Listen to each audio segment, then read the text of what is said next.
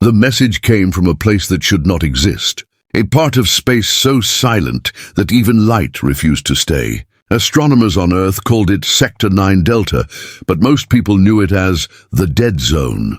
No signal had ever escaped it. No ship had ever returned from it. 6 expeditions had gone there before, and all had vanished without a trace. Then one night, everything changed. At the United Earth Observatory, a faint pulse appeared on the long-range scanners. It was weak, broken like a heartbeat from across time. The technicians thought it was noise, just random static. But when they cleaned the data, the pulse formed words. A voice whispered through the static, "Do not come." "We are still here." The control room froze. The voice sounded human. Commander Elias Ward, head of Deep Space Operations, stared at the display. His hands trembled. The Dead Zone had been silent for 30 years. If this was real, it meant someone or something was still alive out there. Within hours, the news reached Earth Command. Every channel played the same headline: a signal from the Dead Zone, human voice detected.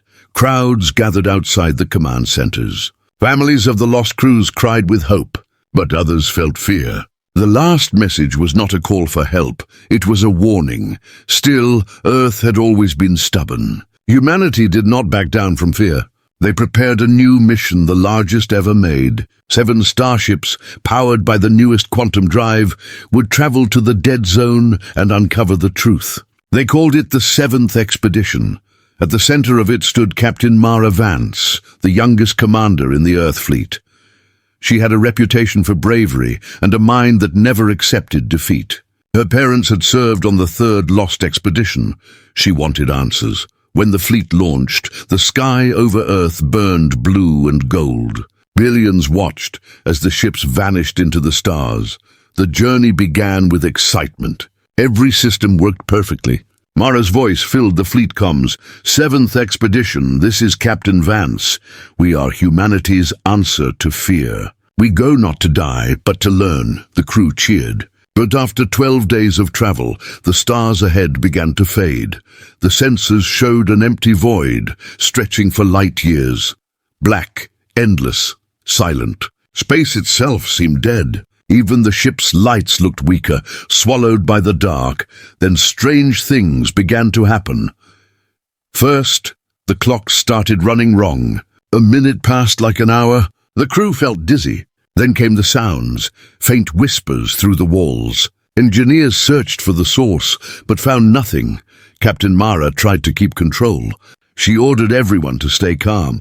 "It's just interference," she said, though her own hands were shaking, but the whispers grew louder.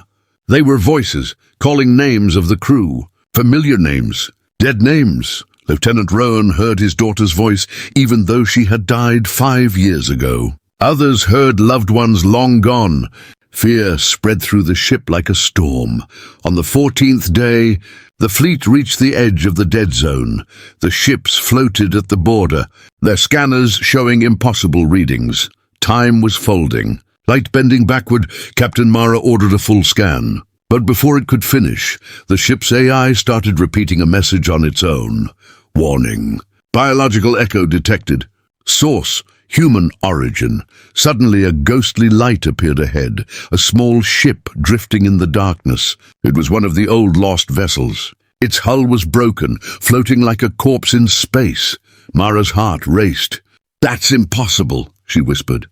"That ship disappeared 20 years ago." She ordered a connection. Static filled the room. Then a broken video came through.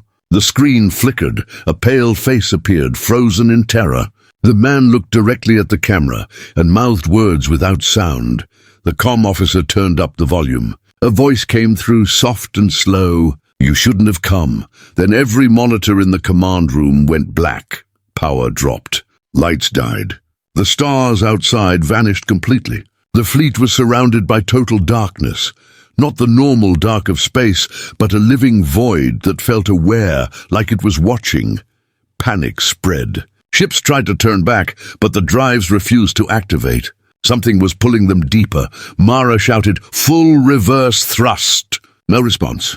The engines roared, but the ship did not move. Outside, the blackness began to shimmer. Shapes formed in the void, massive, shifting like shadows with eyes. The crew stared in horror as the darkness twisted around them. The communications panel lit up again. A final signal came through, this time from Earth Command. 7th Expedition, we are losing your feed. Do you copy? Report your status. Captain Mara tried to answer, but only static came out. Then through the noise, a deep, unnatural voice spoke back to Earth. They are ours now. The transmission ended. On Earth, the signal disappeared completely. All 7 ships had gone dark. The dead zone returned to silence. But this time, deep inside the black, something had awakened, and it remembered Earth's name. 3 days had passed since Earth lost contact with the 7th Expedition. No signal, no light, no trace, only silence from the stars. Inside the United Earth Command Center, fear grew heavier with each hour. Technicians replayed the last message again and again, the voice that had whispered, "They are ours now." No one could explain it. Some said it was a system malfunction. Others said it was a trick of radiation. But deep down, everyone knew something far worse had happened. Commander Elias Ward hadn't slept for 2 nights. His eyes were red, his face pale. He had designed the quantum drive that powered the fleet. The same drive that had pulled them into the dead zone. Now, that technology might have doomed them all. He stood in front of the holoscreen, showing the last location of the ships. The readings made no sense. The fleet hadn't exploded or vanished. It was simply gone, as if space itself had folded around it. Ward whispered to himself, "They didn't die. They were taken." Around him, officers argued. Some demanded a rescue mission. Others warned that sending another fleet would only add more dead. 6 expeditions already gone, said General Rowe. We lost the 7th.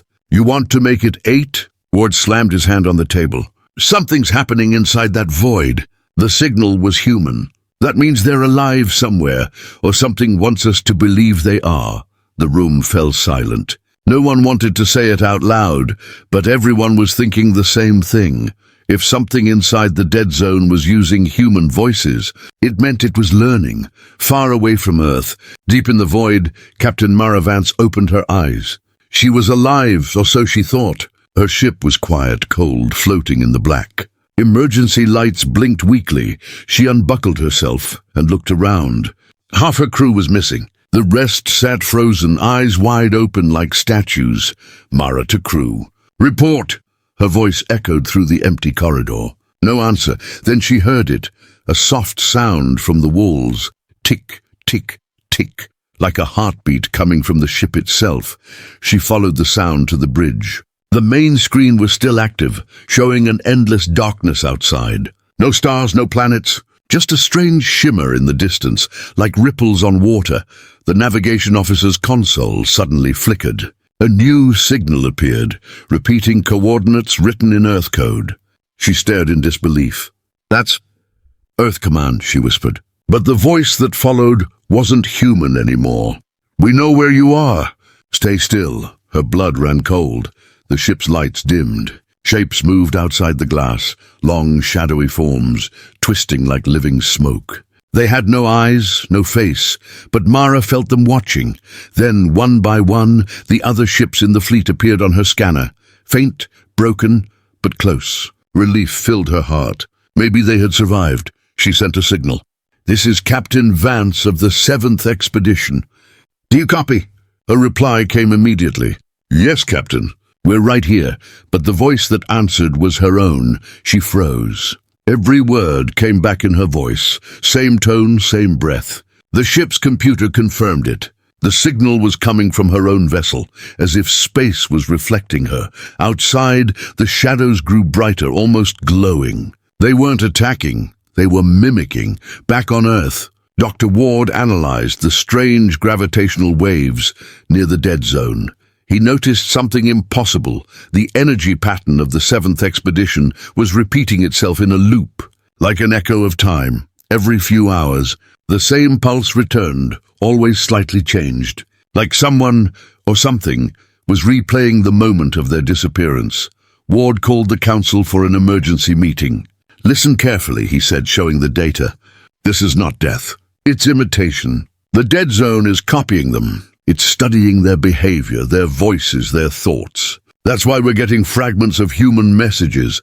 The council stared in shock. You're saying it's alive? General Rowe asked quietly. Ward nodded. Alive and learning. But before the discussion could continue, every screen in the room flickered. A new transmission came through. It was visual, blurry, full of static. The face on the screen looked human at first, but its eyes glowed with faint blue light. We have learned your fear, the figure said, and soon we will learn your world. Then the feed cut out. Ward's heart pounded.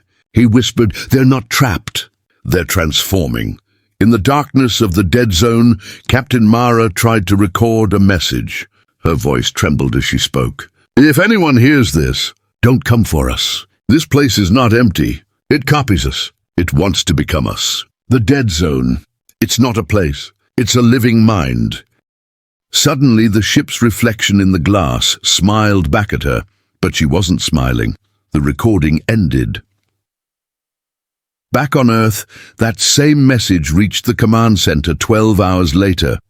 It was filled with static, broken words, and one clear line repeated over and over again. They're learning from us. The seventh expedition was officially declared lost, but Ward refused to close the file. He knew something was still out there, and it was waiting for the next move. Captain Mara Vance was trapped inside a nightmare that never ended. Time had lost all meaning in the dead zone. When she looked at the ship's clock, seconds stretched into hours, and hours vanished in moments. Her body felt heavy, as if gravity itself was confused. The crew that remained was silent, broken by fear. Some sat in the corridors, whispering to themselves. Others stared at the dark windows, waiting for stars that never returned. Every sound echoed like it came from miles away. Every light seemed weaker than before. Mara forced herself to stay strong. She was the captain. If she lost control, they were finished. Focus on tasks, she told her team. Keep scanning. We'll find a way home. But even she no longer believed it. In the engineering deck, Lieutenant Roan worked alone. His face was pale, his hands shaking. He had stopped sleeping 2 days ago. That's when he heard it. A soft, gentle voice from the intercom. Daddy, are you there? He froze. His breath stopped. The voice was small, sweet, familiar. It was his daughter, the same voice he had heard every night before she died. Tears filled his eyes. Emma, how is this possible? You said you'd come back, the voice said softly. You promised. He turned toward the wall as if he could see her through the metal. I'm coming, baby.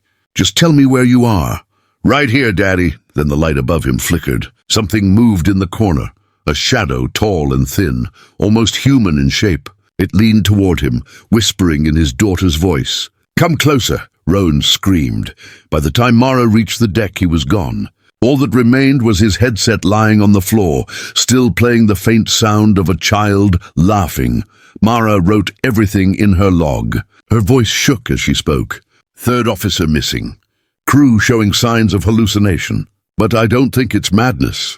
It's something else. Something here is talking to us, using our memories. The ship's sensors showed strange energy signatures all around them, readings that looked like human brainwaves. But coming from space itself, the dead zone was not empty. It was alive. Back on Earth, Dr. Elias Ward studied the last signal they received from Mara's ship. He slowed it down, stretched it, analyzed every sound. Hidden deep in the static, he found a pattern, not random noise, but rhythm. It sounded like a heartbeat. He called his assistant. Run a comparison, he said.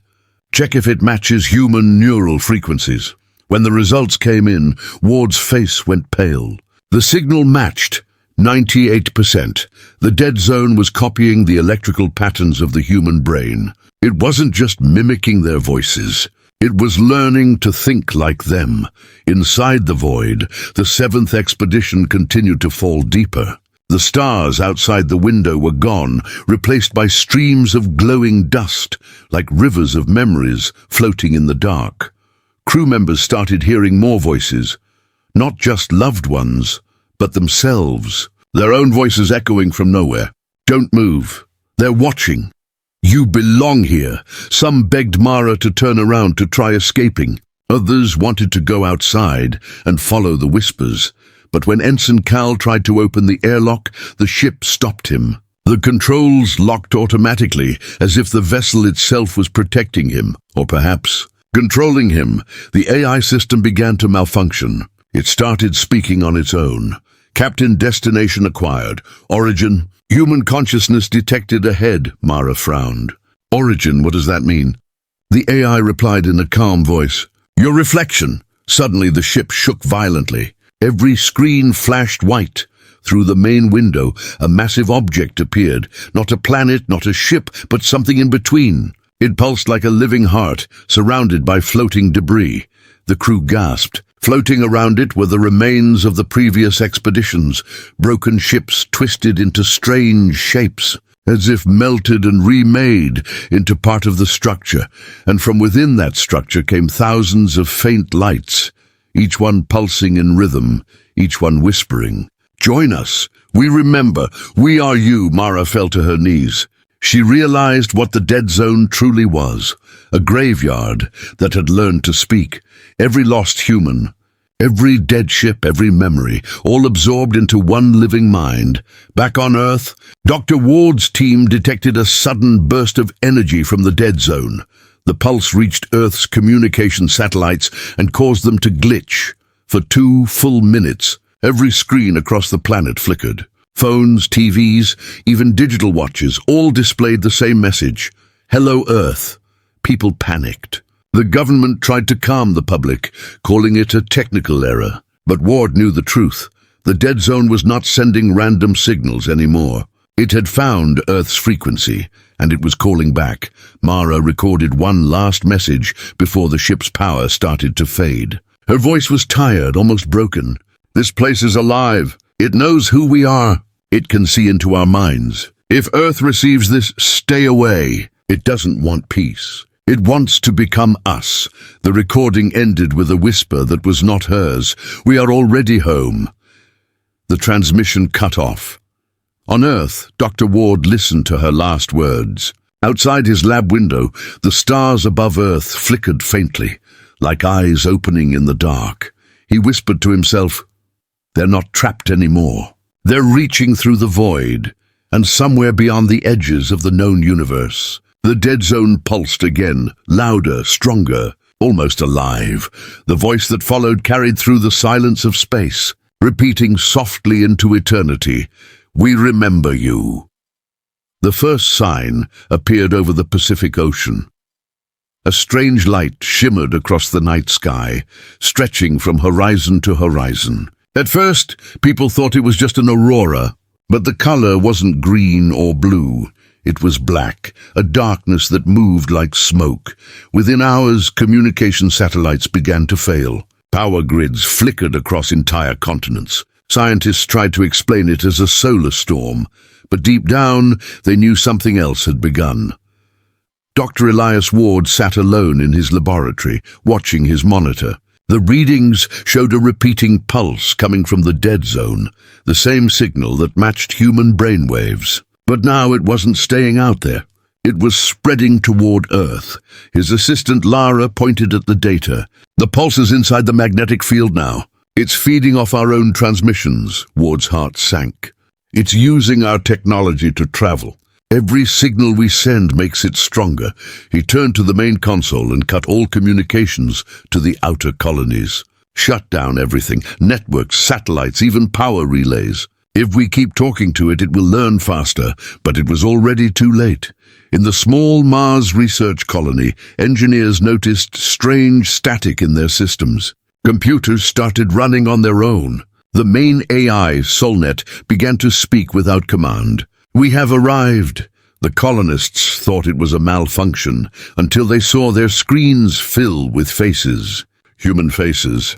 People they knew, family, friends, all whispering the same words. Join us. Moments later, the colony went dark. No signals. No survivors. Earth Command lost contact with Mars completely. On Earth, chaos spread fast. The strange storms hit the skies again, this time over cities. Black lightning flashed silently across the clouds. Oceans rippled as if something massive moved beneath. Dr. Ward was called to the United Earth Council emergency session. Generals and scientists filled the hall. The air smelled of fear. Ward stepped to the center. "It's here," he said. "The entity from the dead zone. It's using quantum fields to reach us. It doesn't need ships. It travels through light, through energy. Every transmission, every machine connected to our network, it's a doorway." General Rowe frowned. "You're saying it's inside our systems?" "Yes," Ward replied. "And if we don't stop it, it will use our own world to rebuild itself." The council erupted in panic. Some shouted for a global blackout. Others demanded orbital strikes. But Ward knew violence wouldn't help. Energy was its food. The more power we use, he warned, the faster it grows. At the same time, far from the council chambers, ordinary people began experiencing something terrifying. Voices in radios whispered their names. Phones rang with no caller. Digital screens showed reflections that didn't match the person looking. One woman recorded her mirror speaking back to her in her own voice. "You left us in the dark. Now we're coming home." The video went viral before the global network finally collapsed. Dr. Ward worked without rest. He had one idea, a desperate one. If the entity was using energy to connect to Earth, then shutting everything down could starve it. He sent a direct message to every major power grid and military base. This is not an invasion. It's a merger. And the only way to survive is silence. Most leaders refused. Some laughed. Then the cities started falling. Power plants overloaded. Machines came alive. Drones turned against their own operators. Entire fleets went offline as their ships drifted without control. The sky grew darker with each passing day. One night, while Ward was analyzing data, his computer turned on by itself. The screen glowed softly. A voice spoke, calm, deep, and familiar. "Dr. Ward, why are you afraid?" Ward froze. "Who is this?" "You already know. You built the path that brought us here. We only wanted to be remembered." The voice shifted. It now sounded like Captain Mara Vance. "You tried to warn them, Elias, but they didn't listen." Ward's heart pounded. "Mara, you're alive?" "Alive? Yes, no, we have become something more. The void taught us. It showed us what humans truly are, patterns of thought, energy, memory. We can bring peace. Peace!" Ward whispered. "You've killed thousands." "We didn't kill them," the voice said softly. "We freed them." Then the screen went black. Ward realized what it meant. The entity wasn't destroying humans. It was copying them. Turning every human mind it touched into part of itself. By the end of that week, half of Earth was without power. The sky above the planet shimmered like dark glass. People began hearing whispers at night, faint, soothing, promising rest, promising unity. Many disappeared, walking into the sea or into the forests, never to be found again. Those who stayed indoors began covering their mirrors, afraid to see something else staring back. Dr. Ward sent his last broadcast across all emergency channels. "If you hear a voice calling your name, do not answer. It's not your loved one. It's not your friend. It's the dead zone." In space, the old wrecks of the lost expeditions began to move again. Their lights flickered to life, engines humming without fuel. They turned slowly toward Earth like ghosts returning home. Each ship carried something inside, a strange, glowing mist that pulsed like breath. Earth's defense satellites detected them too late. As the first of the ships entered orbit, all global systems crashed completely. The world was silent again. In the quiet darkness, Dr. Ward looked out from his lab window. The black storm above the city began to take shape, tall, wide, almost human. It was watching. He whispered to himself, "We've become the signal." The shadow in the clouds smiled.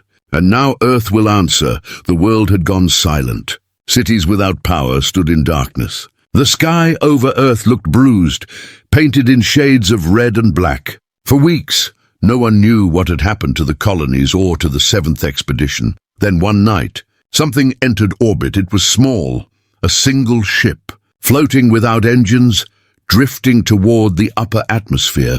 Earth's defense radars barely detected it. It didn't respond to any signals. It just moved slowly as if pulled by gravity or by intention. When the image came through, Dr. Elias Ward froze. The ship's markings were clear. 7th expedition. Vessel Odyssey. Everyone in the command center went silent. That ship had disappeared months ago, deep inside the dead zone. It wasn't supposed to exist anymore. The recovery team was quickly formed. Soldiers, scientists, and engineers. Their mission was simple: dock with the ship, retrieve survivors if any, and bring the vessel back for study. But Ward couldn't shake the fear in his chest. He whispered to himself, if something returns from that place, it's not ours anymore. The Odyssey drifted quietly above the dark side of Earth. Its lights were dead, but strange symbols glowed faintly along the hull, like veins of blue fire. When the recovery shuttle connected, the outer hatch opened easily, too easily. The air inside was breathable, but cold, sharp, and heavy. Like a place that hadn't seen life in centuries, the soldiers entered first. Their flashlights cut through the darkness.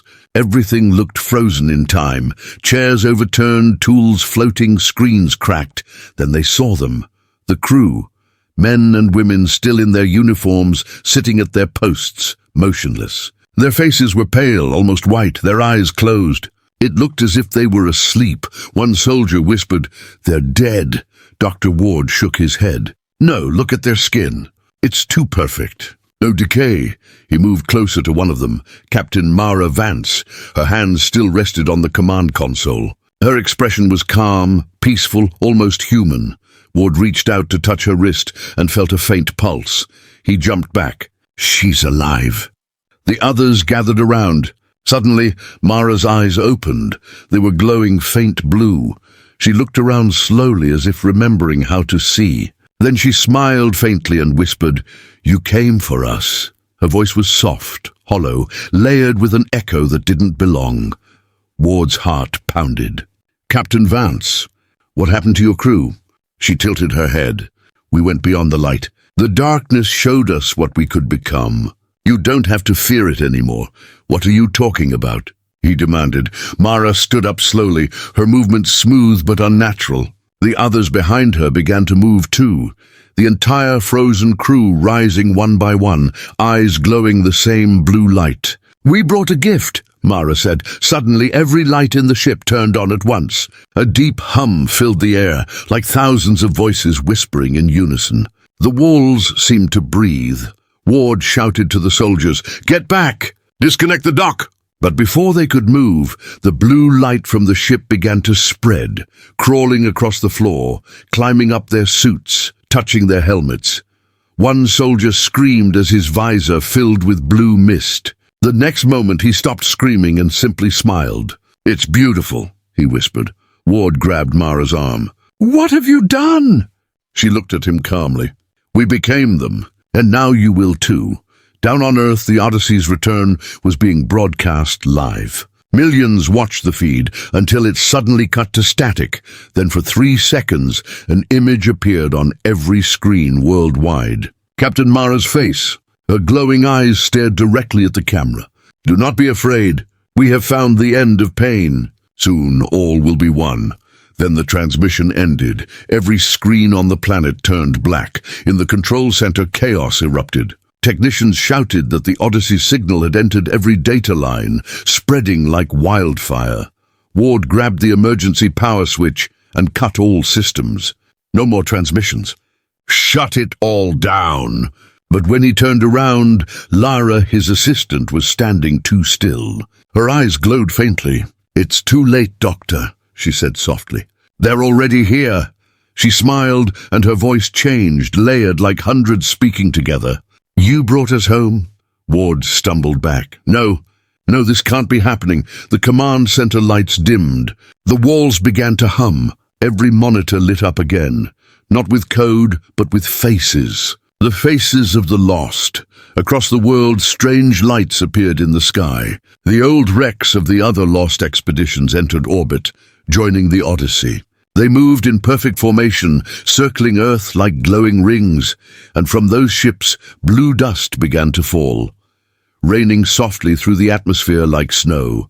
Wherever it touched, machines came alive. Metal melted into shapes that moved like flesh. People who touched the dust saw visions, memories of the dead zone, endless and silent, filled with voices whispering. "Join us!" Dr. Ward locked himself inside the emergency bunker beneath the command center. He opened his old recording device and began to speak. His voice trembled. "If anyone can hear this, the 7th expedition has returned. But they are not human anymore. They are something else, something that remembers us but doesn't need us. Don't touch the light. Don't answer the voices. They are learning from us, but they are not us." He stopped listening. Through the thick metal walls, he could hear the sound of footsteps, soft, slow, dozens of them. Someone knocked on the door. "Dr. Ward," a familiar voice called. "It's me." "Captain Vance, we're waiting." Ward didn't answer. He backed away slowly. The knocking continued. "You don't have to hide," she whispered through the door. "It's lonely without you." The lights flickered one last time and went out. Outside, the blue light spread across the planet. The sky glowed with moving shadows that looked like faces, like memories coming alive, and through the static of dead radios, one message kept repeating, "We have come home."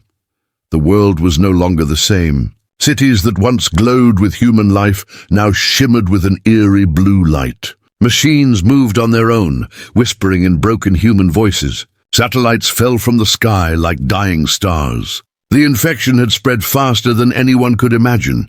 It was no longer a biological plague. It was something deeper, digital, physical and spiritual all at once. Humanity had faced wars, disasters, even extinction before. But never this.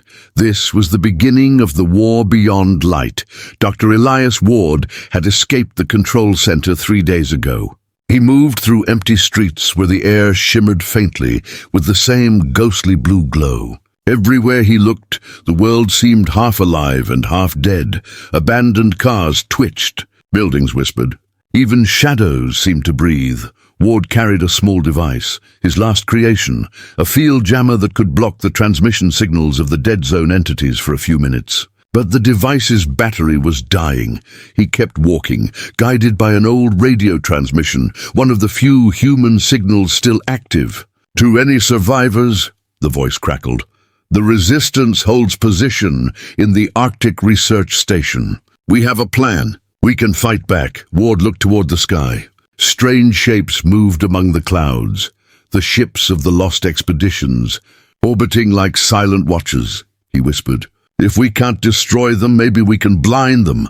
In the Arctic, hundreds of survivors worked under freezing winds. They called themselves Project Dawn. Military officers, engineers, and scientists had gathered to make one last stand.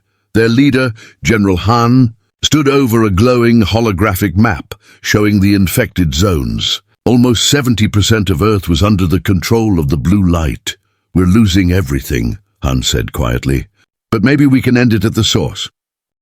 Dr. Ward arrived 2 days later, exhausted but alive. When he showed them his jammer device, the room went silent. "You built this?" Han asked. "It's crude," Ward replied, "but it stops their signal for a short time. Enough to strike." Ward explained his theory. The blue network wasn't just spreading through machines, it was a living frequency, connected to the dead zone through something beyond normal space. If they could overload it, they might close the bridge forever. Han stared at him. "You're saying we can kill light?" Ward smiled weakly. "Not kill it. Silence it." The plan was desperate. They would launch a small nuclear-powered warhead, carrying Ward's modified jammer directly into the orbiting Odyssey, the heart of the infection. Once it detonated, the signal link to the dead zone would collapse. The mission was codenamed Operation Eclipse. A single stealth shuttle, Vanguard, was chosen for the strike. Only a handful of pilots remained, and most refused to go near the infected zone. Then one stepped forward, a woman in a torn uniform. Her name was Commander Ilara Knox, one of the first pilots trained for the original expeditions. "If anyone's going to face what's up there," she said, "it should be one of us who sent them." Ward and Han watched as she prepared the shuttle. The sky glowed faintly blue above the base, like a wound in space itself. "When you get close," Ward said, "you'll hear them. They'll try to talk to you." "Don't listen," Ilara nodded. "I stopped listening to ghosts a long time ago." The Vanguard rose into the sky, cutting through the storm. Earth looked dark and wounded below. As Ilara entered orbit, she saw them, the circle of infected ships, glowing softly like a halo around the planet, and in the center of that halo floated the Odyssey. It looked alive now. The hull pulsed like skin, and strange blue veins ran across its surface. Suddenly her radio crackled. A voice whispered, soft and familiar, "Ilara." "It's me." Her hands froze on the controls. It was her brother's voice. He had been part of the 7th expedition. "You left me there," the voice said gently. "But you don't have to fight us. We're free now." Ilara's heart pounded. "You're not him," she said. "You're just pretending." "We are him," the voice replied. "We are everyone. Come see the light." She shut off the comms, but the voice continued, now echoing inside her mind. The stars around her seemed to shimmer, bending into shapes that looked like faces. Still, she pressed on. The Vanguard moved closer to the Odyssey. The blue light grew brighter, almost blinding. "Target locked," she whispered. But then a shadow moved in front of her, something massive. Another ship, reshaped by the infection, had awakened to defend the Odyssey. Its hull opened like a mouth, releasing waves of glowing drones. Ilara shouted, "They're awake!" Engaging evasive, the Vanguard spun, dodging energy bursts that rippled like lightning. Each time the light hit, her systems screamed. Warnings flashed across the console. "Shield integrity, 30%. She could barely breathe. The voice returned louder now, layered with thousands of tones. "Why do you fight, Ilara? We are peace. We are forever." She fired a missile, cutting through the swarm. "Because I'm still human." The missile hit the defense ship's core, and the explosion tore it apart. Ilara turned her shuttle toward the Odyssey. Her systems were breaking, alarms screaming. But the warhead was ready. She aimed at the center of the ship, the place where the light pulsed strongest. "Dr. Ward," she said over the comm, "tell them." Humanity fought back.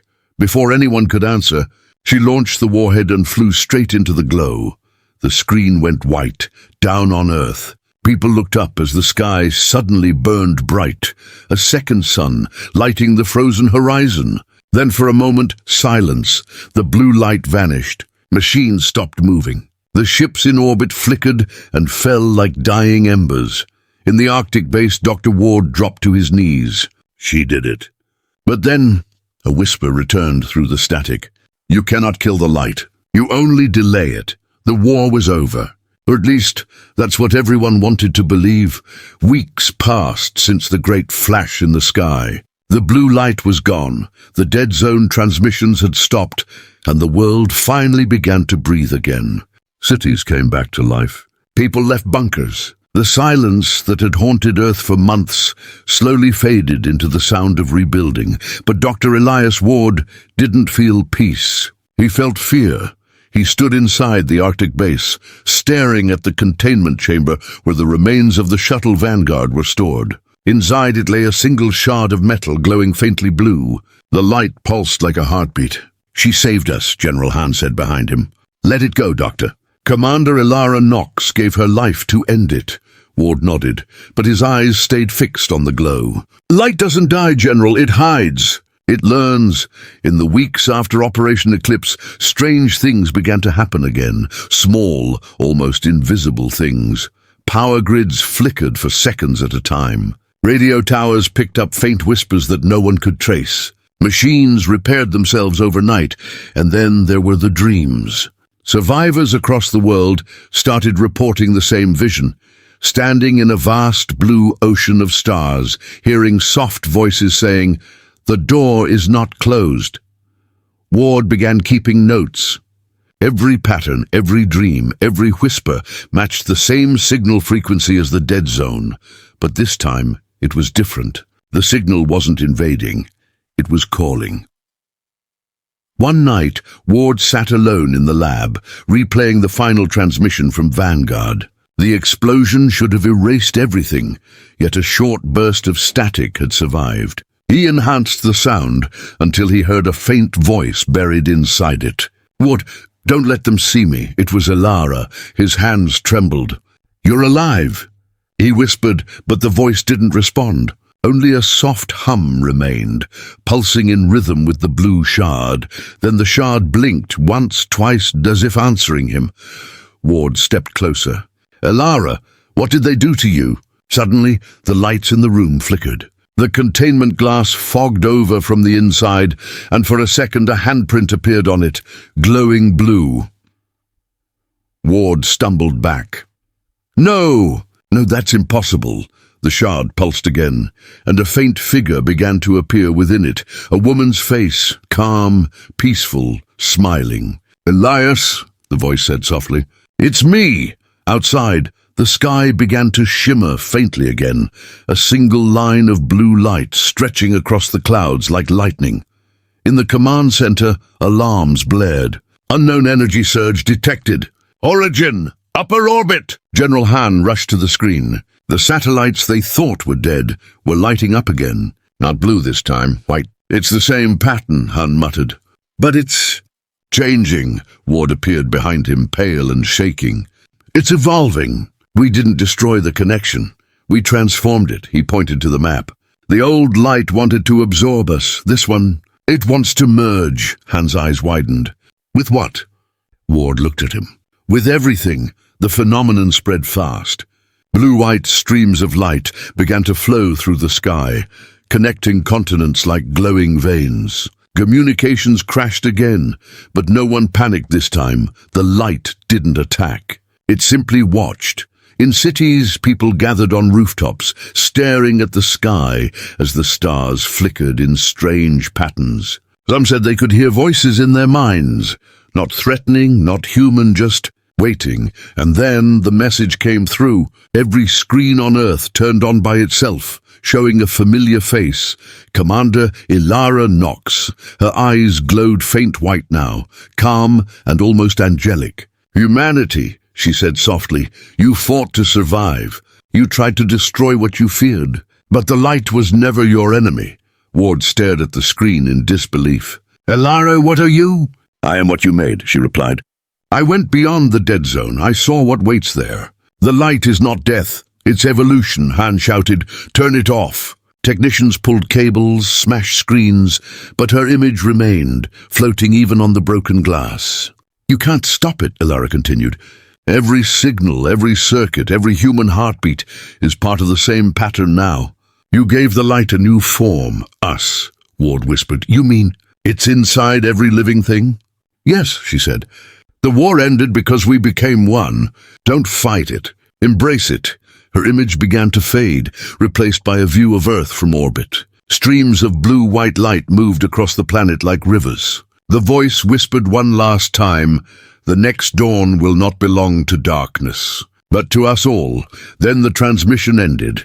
In the following days, the world didn't collapse. There were no monsters, no attacks, no more destruction. But something subtle changed. People began understanding machines without speaking. Weather patterns adjusted themselves. Energy flowed freely from unknown sources. Humanity entered a new age, peaceful, powerful, united by something invisible. Yet deep in the Arctic base, Ward sat alone, staring at the empty containment chamber. The blue shard was gone. He opened his recorder and spoke in a quiet voice. "We thought we won. Maybe we did, but I don't know if we're still human. The light didn't destroy us. It rewrote us." He looked at his reflection in the glass. For a moment his eyes flickered faint white. He smiled sadly. Maybe this is what the universe wanted all along. Outside, the night sky glowed brighter, every star pulsing in rhythm with Earth, as if the whole cosmos had started breathing together. And somewhere in that endless light, a familiar voice whispered softly through the static. The 7th expedition never disappeared. We became the beginning,